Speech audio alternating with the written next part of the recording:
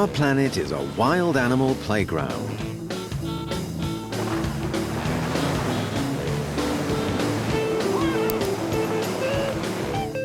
Games play a serious part in the lives of mammals.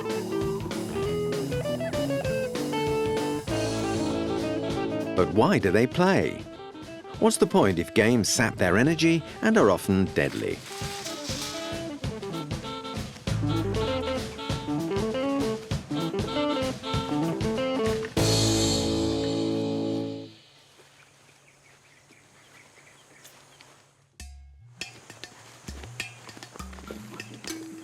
In the daily struggle for survival, it's odd that play should be such a high priority in the animal kingdom. Yet some animals, like bonobos, our closest relative in the wild, spend hours at a time monkeying around to the point of exhaustion. So scientists are trying to find out whether the benefits of play outweigh the costs. It's difficult to understand what play really is, what good it does, and how it evolved. In short, how exactly do you define play?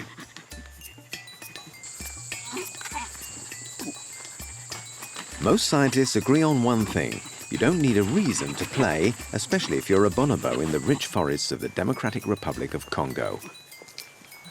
Games here, like everywhere, are entirely voluntary. All you need is the desire to join in. But animals, like humans, also need to be relaxed. Sad or stressed animals don't play.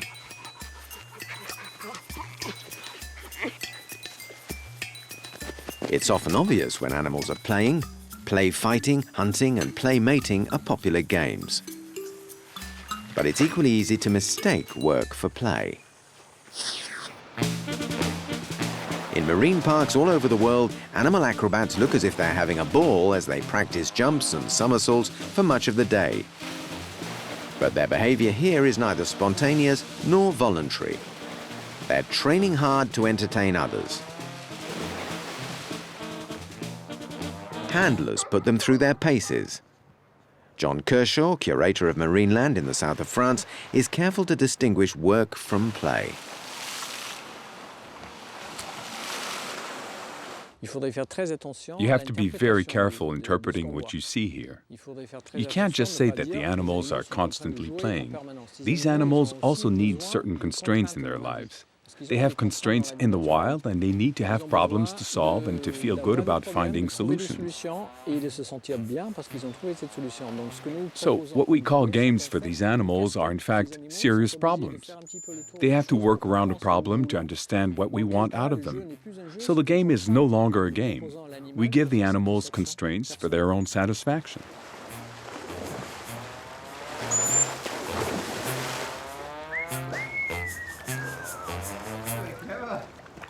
Without the stimulus of mental challenges, animals get bored and depressed.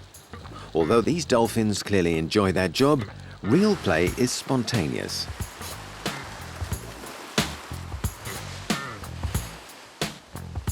Some animals are game for anything, and scientists now believe animals play because it's fun. As with humans, age makes a difference. The young tend to play more than adults, and some species of animals play more than others.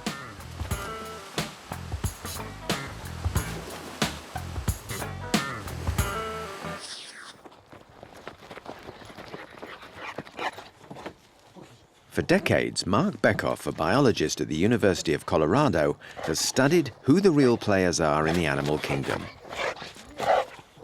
In a given species, the young animals play more than the adults typically, and that's because the young animals aren't responsible for their own life. They get fed, they get protected, they get shelter. Typically, play occurs in the younger animals when they can be irresponsible. Younger animals can also get away with biting older animals, but once a younger animal becomes a competitor for food or for a mate, the older animals don't like to play because then the younger animal is a threat to their status.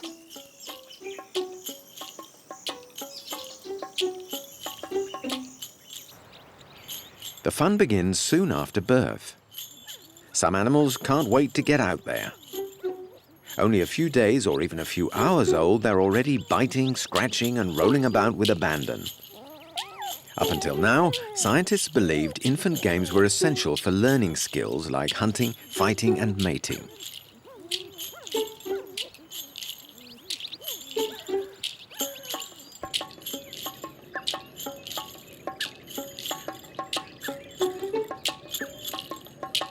The young imitate their peers, running, chasing, and wrestling, all vital skills in themselves for survival.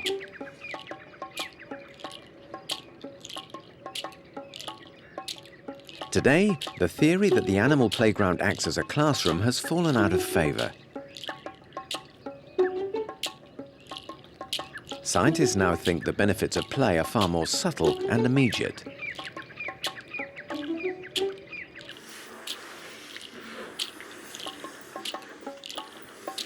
To start with, games offer physical exercise, and they may help to cement social roles and communication skills within a group. Scientists even suspect the fun instills psychological and physical well-being.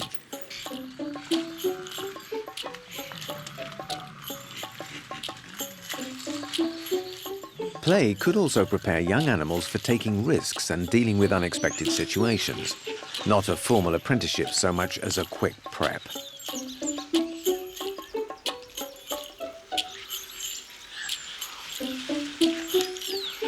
So why do some animals play more than others?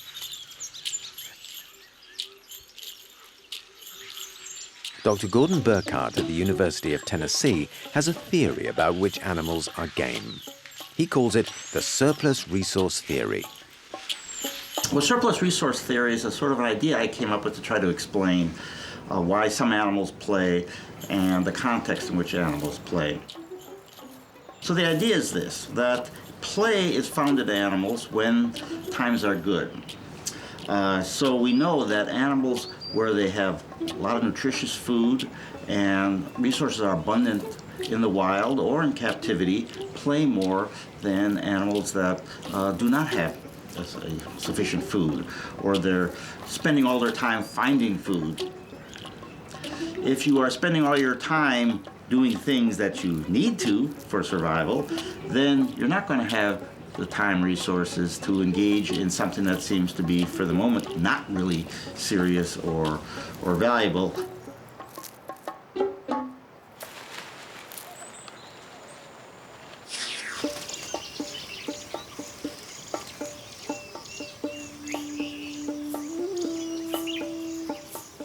Olive baboons live throughout Central Africa.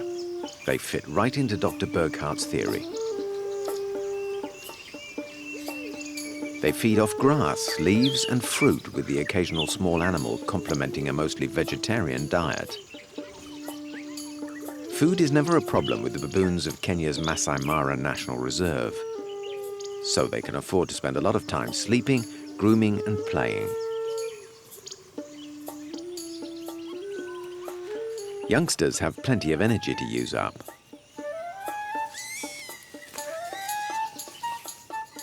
They're fed by their mothers for the first 2 years, so they don't have to waste precious playtime foraging.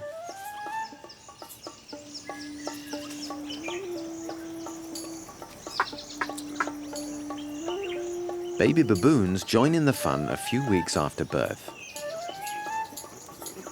Animals that have a fair amount of parental care when they're young, which is when you find most play. If you have parents that are providing you with resources, protecting you from enemies, keeping you warmer in environments that are conducive to your survival, then you, in a way, are sort of, in a sense, sort of bored. In other words, you have time, resources, you're being given the nutrition that you need for development, and so again, that's the context in which you would see play. So we know that animals with prolonged parental care are more playful than animals that have shorter parental care. Baboons live in troops of up to 200 individuals. Babies stick close to their mothers, and with the ever-present threat of predators, babysitters are never in short supply.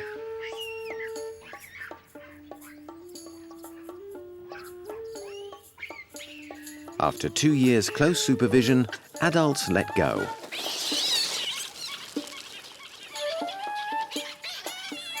Parents are permissive, so youngsters are free to explore the most extreme adventure playgrounds. With ample food and parental protection, youngsters can play to their heart's content. But they're not the only reasons.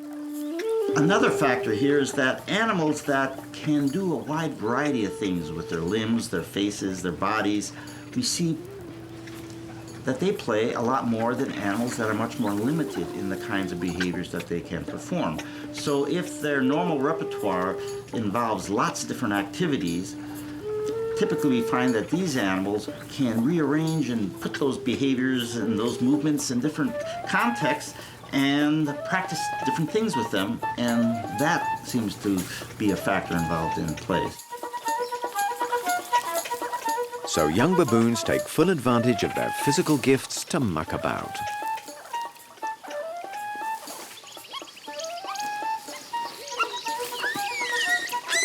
As adults, they'll need to master a wide range of terrain, crossing rivers and climbing trees in search of food wherever it's to be found.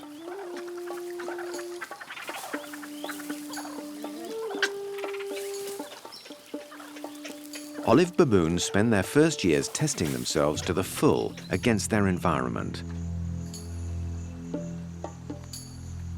But the young also dice with death.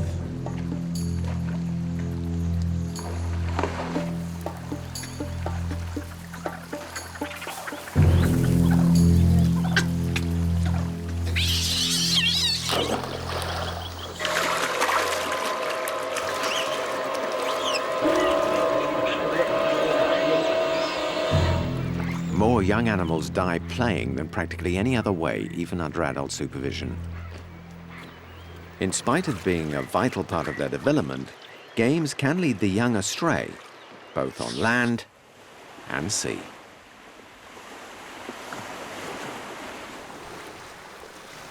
Sea lion pups in the southern Indian Ocean are born on land in relative safety, but they spend most of their lives at sea.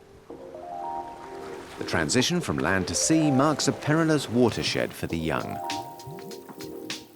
They've little time to become competent swimmers.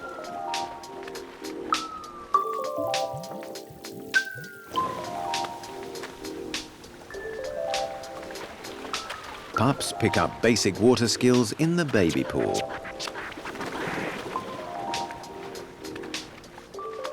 Water sports use up less energy than sport on land, so it's no surprise that marine mammals are among the most playful creatures on the planet.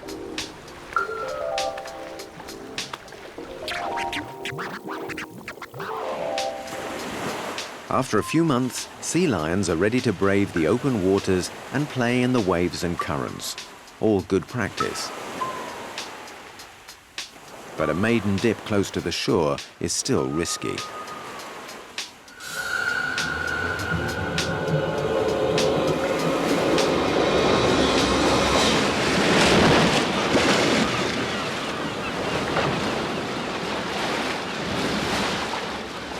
%80 of young sea lions die at this stage in their lives because when they play, they just don't see what's coming. It's hard to imagine why they play so much considering such heavy losses.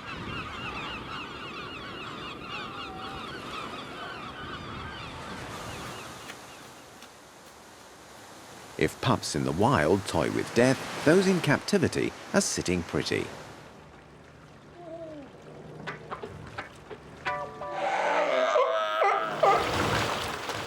These youngsters are already expert swimmers, and today they've got a new toy.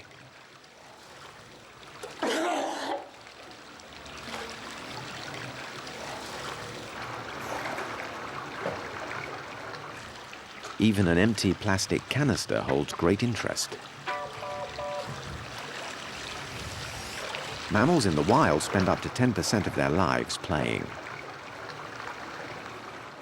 Recreation soaks up even more time in captivity because there's no need to hunt or worry about predators.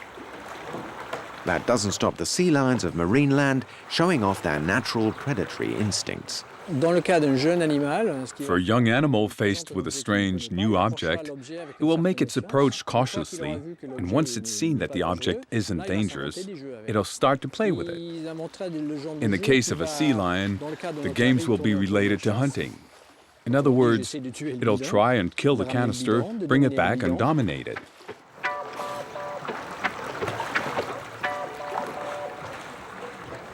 Born in captivity, this pup lives to play. Yet its body language resembles the wild sea lion trying to dominate its prey.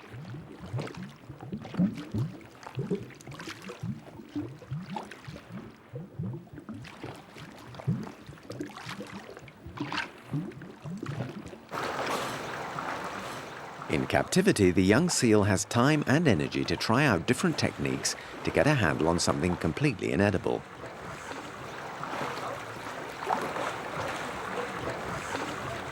The toys become games where the sea lions practice domination. He'll try to keep the canister for himself, and he'll try to keep others at a distance. So this kind of play has two functions in life. Sea lions do the same in the wild.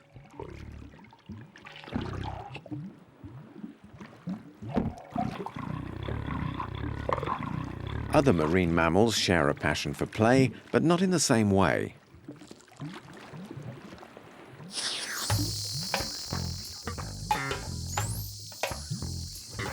Dolphins aren't as skillful as sea lions. They can't use their flippers to control objects.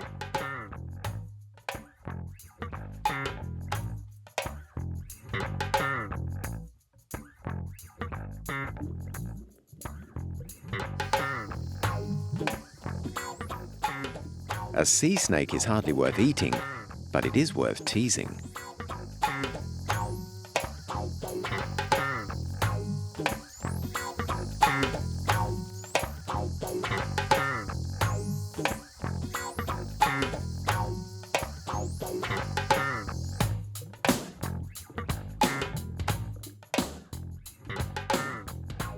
Killer whales, like dolphins, use their mouths to play.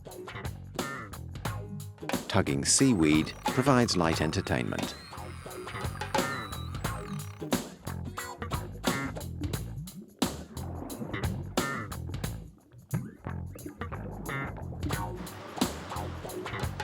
At Marineland, killer whales are training for the big day. Performing is essential for their general well-being. Animals as intelligent as these would suffer greatly if they had nothing to do. But the trainers are careful to allow them time of their own. The question is, what toy do you give to an animal over 20 feet long? A little white canister seems tiny. Killer whales need a toy more suited to their size. This time, John Kershaw and his team don't interfere. When we leave the animals alone to play with things, then they do what they want, and they'll use what they've learned. That's play. What they do generally with us is not play.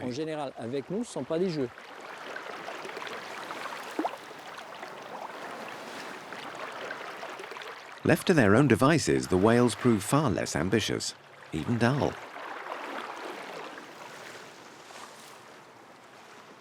This would hardly entertain an audience. The fact is that in spite of their acrobatic skills, killer whales are cerebral animals. In a human world, they'd be more likely to play chess than chase. This ocean intellectual is in danger of becoming a laughingstock with this trick. But John Kershaw isn't laughing. He's in awe. We've seen a killer whale with a barrel on her back. But what you have to understand is that although this behavior looks somewhat static, actually it was the whale that started by denting the barrel so it would sit comfortably on her back. So she changed the shape of the toy to be able to carry it on her back. Now that's intelligence. This killer whale shows what influence intelligence bears on play.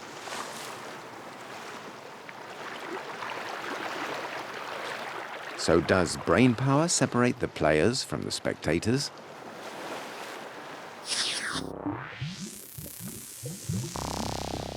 Sharks don't play. No surprise there. Baby sharks are born into an adult world and must immediately fend for themselves like miniature adults. Unlike killer whales, sharks hardly rank as Einsteins of the sea. Nor for that matter, do turtles. So does their low intelligence stop them from playing? Possibly. What's more, they don't need to adapt further to survive. A real killjoy. These two species evolved into their present forms millions of years ago and are perfectly suited to their environment.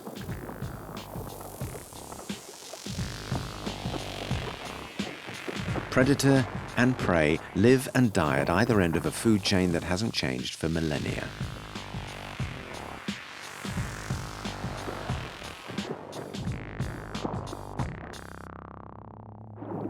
The same is true for a group of Mediterranean turtles at Marineland. They've lived here, free from predators, for 30 years.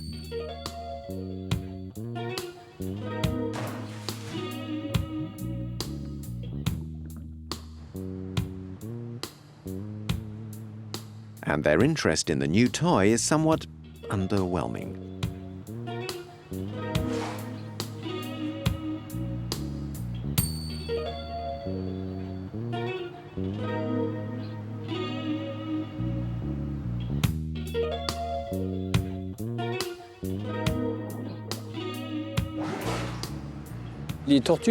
Turtles don't play. It's an animal that's lived in its present form for millions of years. So this animal is fairly well evolved.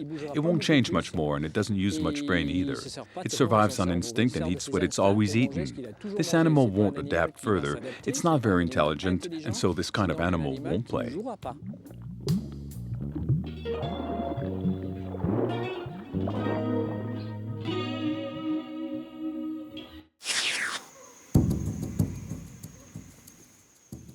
Both intelligence and the need to adapt to a changing environment appear to favor playfulness.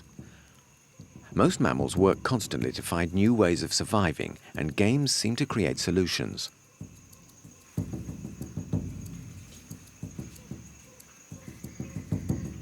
Reptiles are such old hands at survival they don't need to reinvent themselves.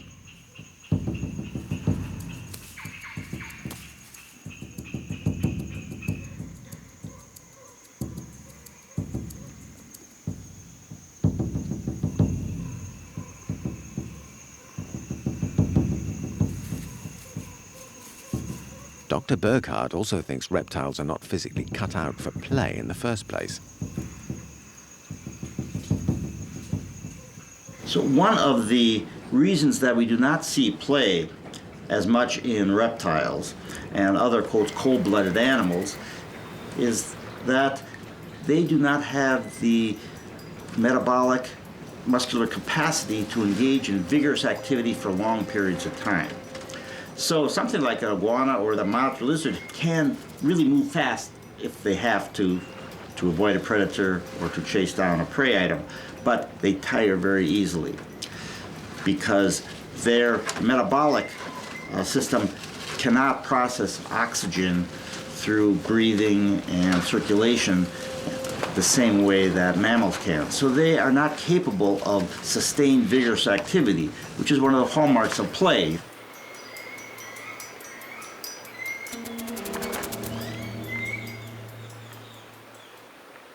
Reptiles conserve their energy for when they most need it. Why move if you don't have to? Wasting energy could prove fatal in a crisis.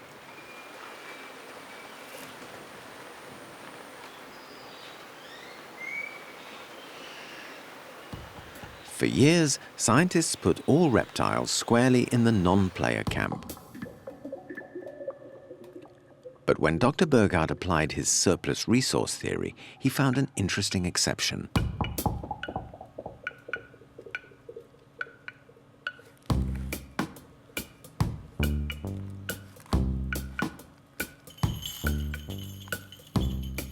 The monitored lizard does play, if you're patient enough to watch. So lizards that can do more things, like this monitor, it can use its paws, it can use its snout, its tongue. You're probably going to find more play-like behavior, playful behavior in this type of animal than you would in a snake, which has no limbs, can't really do much with its mouth except eat. In the lizards, in a variety of species, we find pretty good evidence for play. But again, not nearly as sustained, not nearly as universal as you find in mammals. So some reptiles do play, although not as much as mammals. Monitor lizards, in fact, have high metabolic rates compared to other reptiles and are even credited with some intelligence.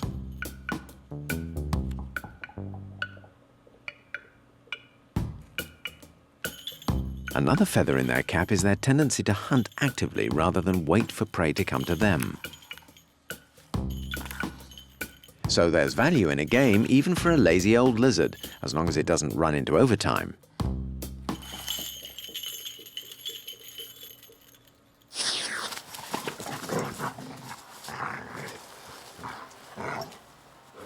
Mammals, on the other hand, never let up. Their playful behavior is easy to recognize.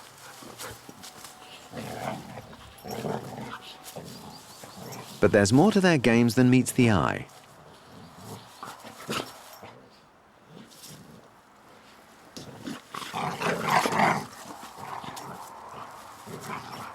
Macho play shows dominance, and when mammals throw themselves into the fray, they do so with strong predatory instincts.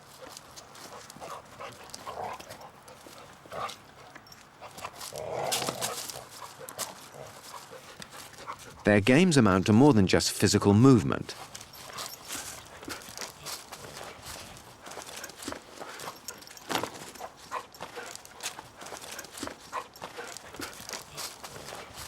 Scientists divide animal play into three distinct categories. First comes object play, and it speaks for itself.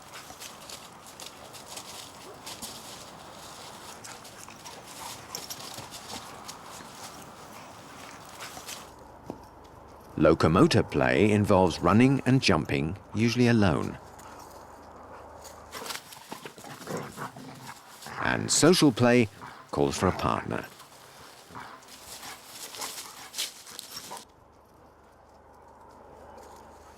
Some animals combine all three types of play, like dogs when they race around fighting for control of a toy.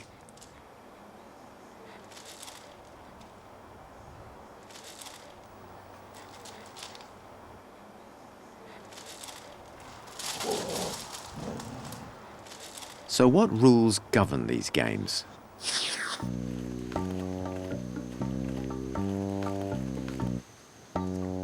In captivity, animals play with objects made specially for a game. In the wild, anything is fair game, including other living creatures.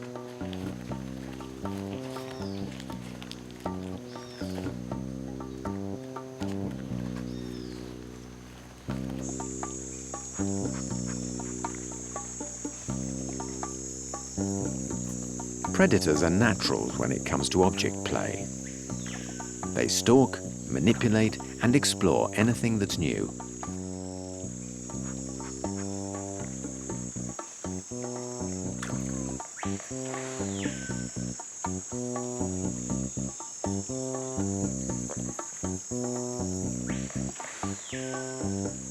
When their curiosity is satisfied, they move on.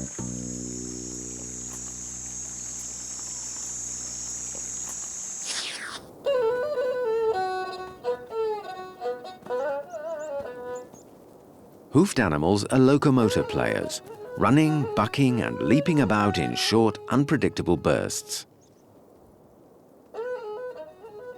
It's a commonly observed activity in animals threatened by predators.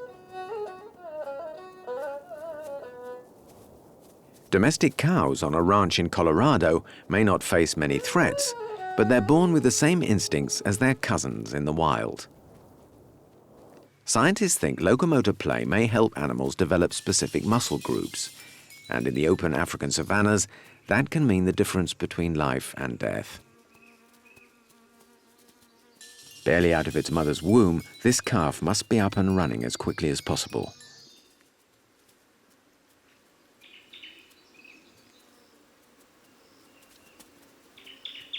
Its first tentative steps mark the beginning of a period of play that will last until it's stable and quick on all fours.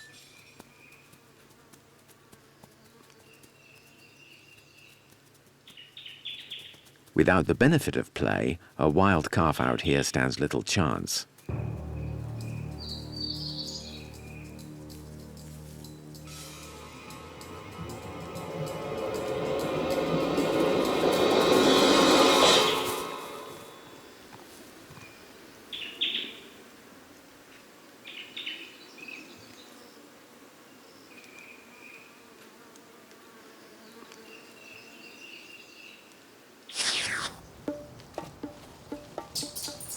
If you need a good kickstart in life to survive in Africa, macaques on a reserve in Puerto Rico start life with a punch-up. Their social play involves chasing and wrestling in what looks like a gentle dress rehearsal for future adult conflicts. In other species too, infants brawl, but their games could never be mistaken for what their peers get up to.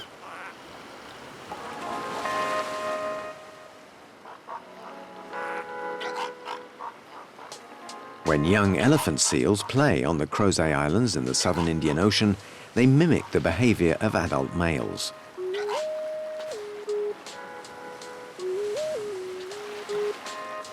The elephant seals gather here in huge colonies to breed on land once a year. The pups mouth fight as if competing for females.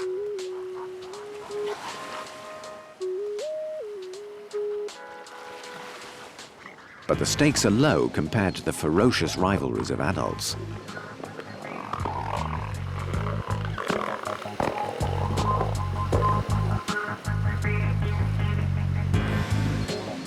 Powered by over 5,000 pounds of muscle, bone and blubber, they battle it out to preside over a harem of up to 50 females.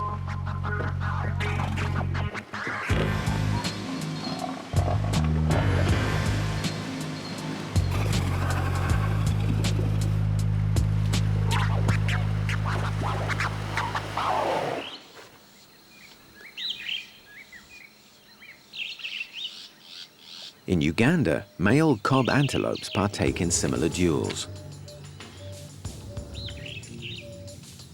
Like elephant seals, the only rule here is winner takes all the local females.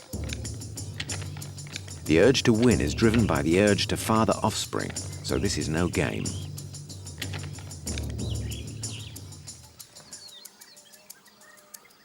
Where adults lock horns over the right to pass on their genes, young antelopes mimic their behavior.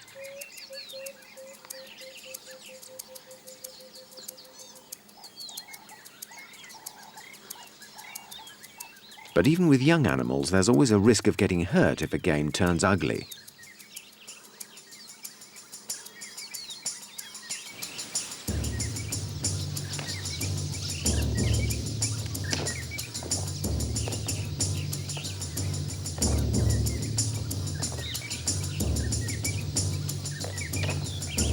So how do players know when the rules have changed?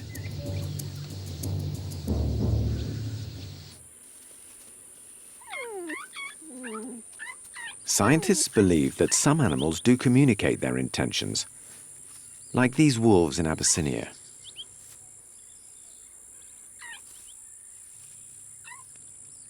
Mark Beckhoff has deciphered some of the signals. If you just watch animals, sometimes if you're not familiar with them or if you don't know who they are, you don't know they're playing. But one way you know they're playing is they don't bite as hard as they could. They don't shove one another as hard as they could. They don't slam their hips into one another as hard as they could. And during the play, they'll do these play signals. So for example, in dogs and wolves and coyotes and foxes, they'll do that bow where they get down on their forelimbs and put their hind end in the air and wag their tail and sometimes bark. They'll do that to say, I want to play. And then they'll intersperse it into the play bout right before they bite, saying, I'm going to bite you, but this is play. Or I'm sorry I just bit you. Let's keep playing.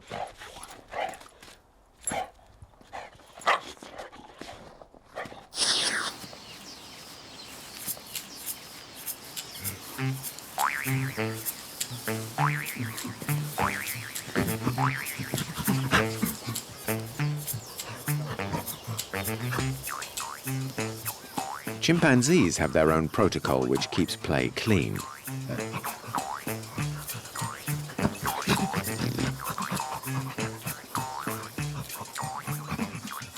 The game is physical enough, but notice how the chimp is open-mouthed. It's a relaxed expression which may well be the origins of the human smile.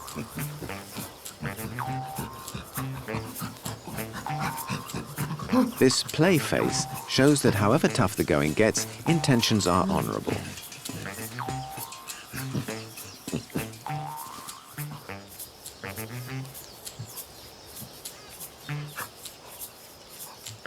Chimps also vocalize their playfulness with panting noises, equivalent to human laughter.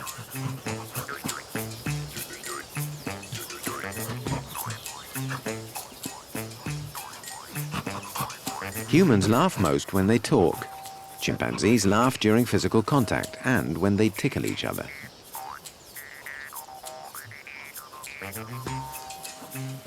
But chimps don't just use their faces to reassure their partners. A handshake does just as well. Great apes extend their arms and use exaggerated gaits, as if to say, it's just a game.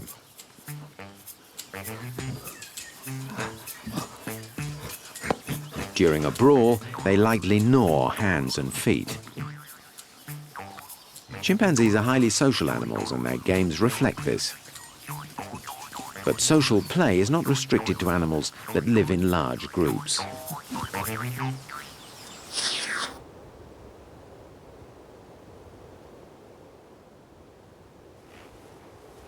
High above the Arctic Circle, polar bears lead solitary lives. The young stay under the protective wing of their mothers, so they have plenty of time and energy to fool about.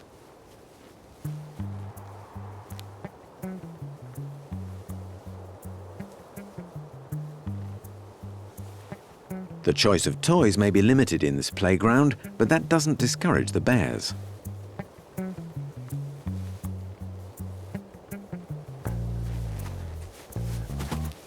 Like many predators, the polar games seem to mimic behavior they will use later on in life.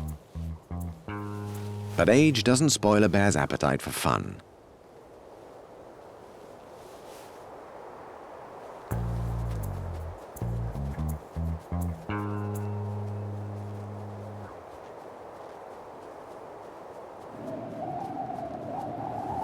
Polar bears wander the ice packs alone in search of food.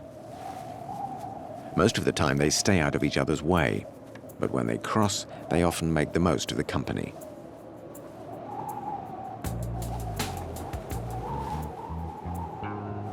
Play is almost entirely social. Adult bears play fight, but surprisingly not for domination.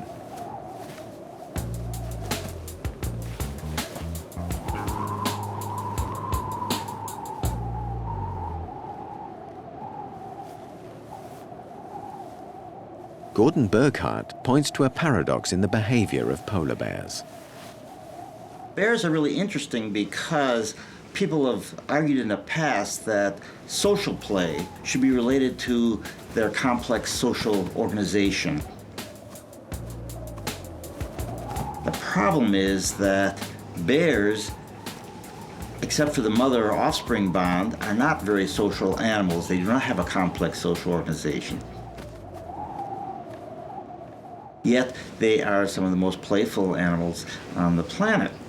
So that's sort of a paradox. You cannot use them. Well, they're practicing all these moves, all this in play fighting and play chasing and object manipulation. They're practicing just for adult social behavior because it doesn't seem to fit.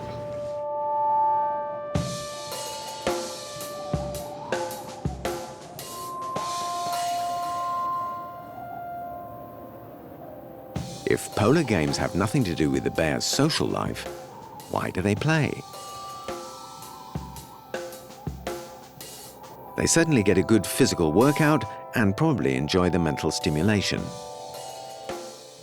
Could they also be sizing each other up for future, less friendly encounters? One fact is certain. Bears live at the top of their food chain so they can play without worrying about predators. In fact, their own worst enemy is another polar bear. Such powerful animals could inflict terrible injuries on each other, so they're careful to keep the temperature of the game down.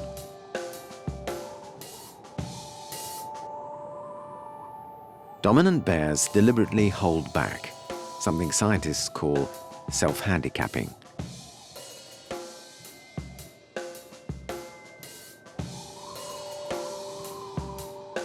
Mouthing and jaw wrestling are popular games.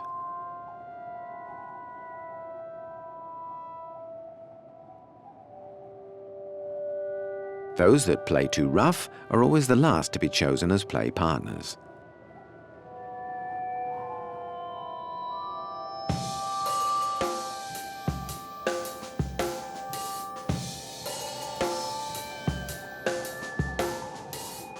Although in some play situations, one partner may be more keen to participate than the other.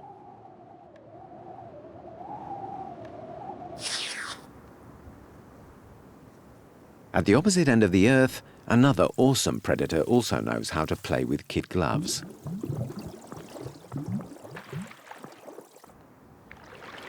The leopard seal hunts fish and penguins in Antarctica and has even been known to kill humans.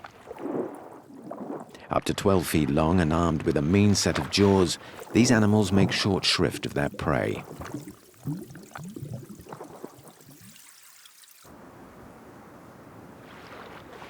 No prizes for guessing what happens next.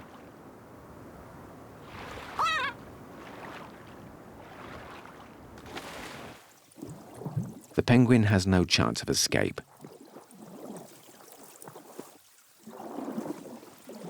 Or does it? The seal plays cat and mouse around the ice floes, careful not to damage its edible toy.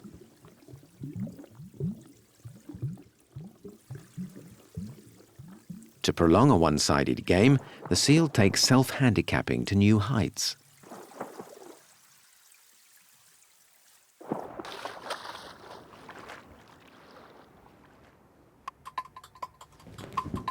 From the comfort of their home, cats also excel at predatory play. Their urge to hunt is so strong that any object provokes an attack. Domestic cats keep their predatory instincts throughout their lives, and grown cats are just as likely to play with a toy mouse as a live one.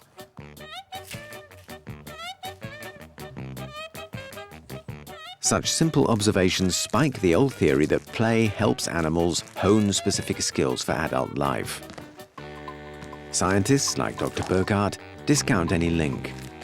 People have tried to look at the function of play and do experiments. For instance, do kittens that play with balls of yarn or fake mice, are they better hunters when they actually have to hunt mice on their own? That obvious idea that seems so straightforward doesn't work. And there's a wide range of evidence showing that these very plausible sounding arguments for why animals play do not really hold water.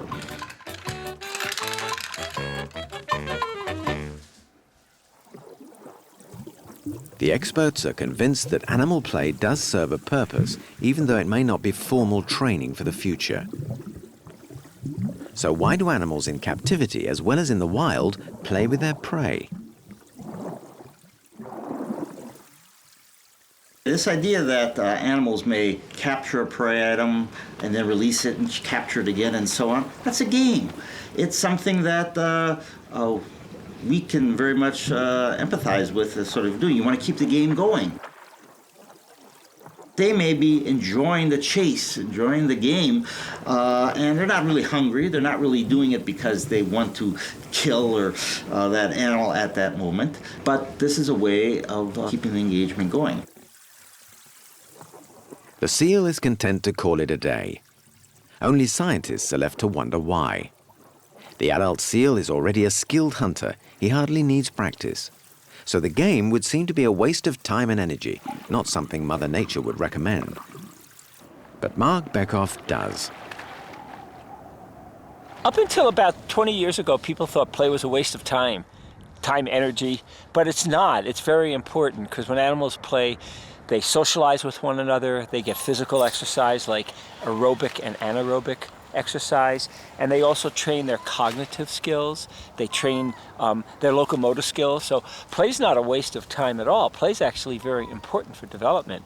And what we see in animals who don't get the opportunity to play is that they don't develop socially, cognitively, or physically.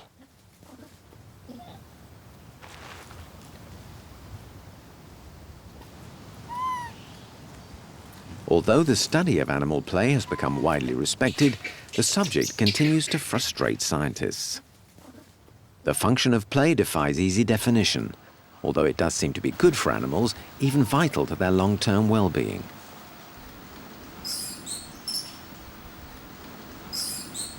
Play probably encourages mental development and helps animals react to unexpected events.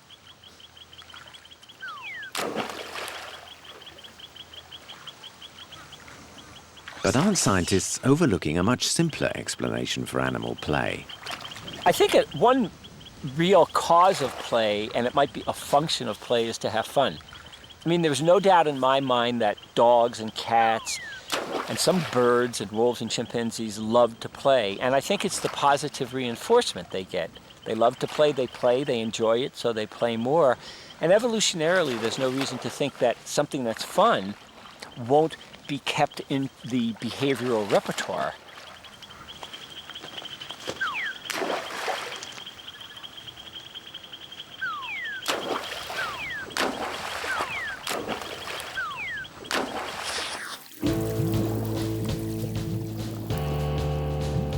Whatever the reasons for play, it does seem to do animals more good than harm. It shows that people don't hold a monopoly on leisure, and perhaps animals, like us, just do it.